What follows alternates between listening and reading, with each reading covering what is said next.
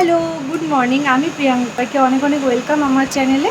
তো আর স্নান পুজো সব কিছু সেরে মেয়েকে খাইয়ে তারপরে আমি ব্লগটা স্টার্ট করছি। আজকে রান্নার কোনো তোড়জোড় নেই সেভাবে, খালি বাবার রান্না হবে আর মেয়ের হবে। আজকে আমাদের একটা শ্রাদ্ধ বাড়িতে নেমন্তন্ন আছে, তো সেখানেই যাব ওই জন্য। তো ডক্টর অমিতাভ বাড়ি আছেন, চাইল্ড স্পেশালিস্ট। যারা মেদিনীপুরে থাকো তারা জানবে, খুবই নামকরা একজন ডক্টর। তো ওই ডক্টরের বাবা মারা গেছেন, ওনারই শ্রাদ্ধতে আজকে যাব।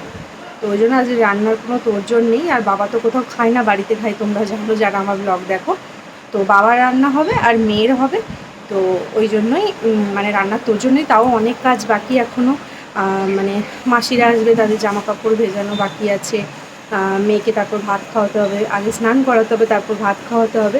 অনেক কাজ বাকি, ওকে রেডি করা, নিজে রেডি হওয়া, অনেক কিছু।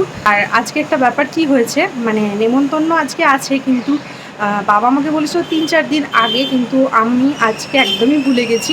ওরও মনে নেই, মানে আজকে কারোরই মনে নেই আর নেমন্তন্ন আছে। তো সব কিছু বাজার টাজার নিয়ে চলে এসছে, মানে মাছ মাংস সব কিছু নিয়ে চলে এসছে। তারপর বাবা বলছে আজকে তো নেমন্তন্ন আছে। বাবার তো আনতে হতোই মাছ। মাংস রয়েছে, মাংসটা করে নেবো, এখন রাতে খেয়ে নেবো। মেয়ে তো স্টু তো বানাতে হবেই। তো চলো সব কাজগুলো আগে সেরে নিই, তারপরে আবার আসছি। রেডি হয়ে গেছি আমরা। সব জিনিসটা মুখে যত বড় হচ্ছে তত পচা হচ্ছে দিনের দিন। এসিটা চালিয়ে দাও, এসিটা চালিয়ে দাও।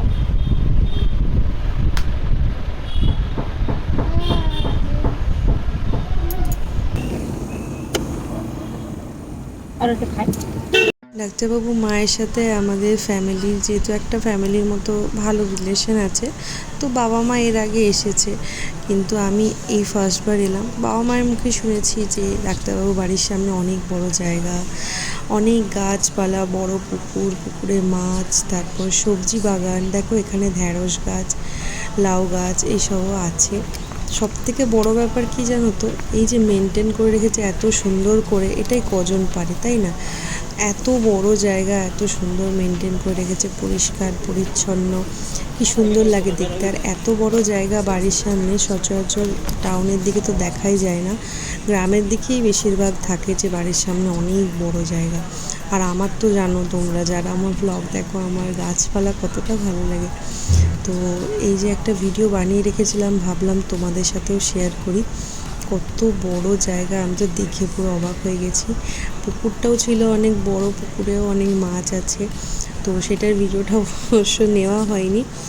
আর ওখানে পার্সেল সিস্টেম ছিল, এবার ওখানে বসেও খাওয়া যেতে পারে বা বাড়িতে এনেও খাওয়া যেতে পারে। তো আমরা আর ওখানে বসে খাইনি, আমরা বাড়িতে এনেই খেয়েছিলাম।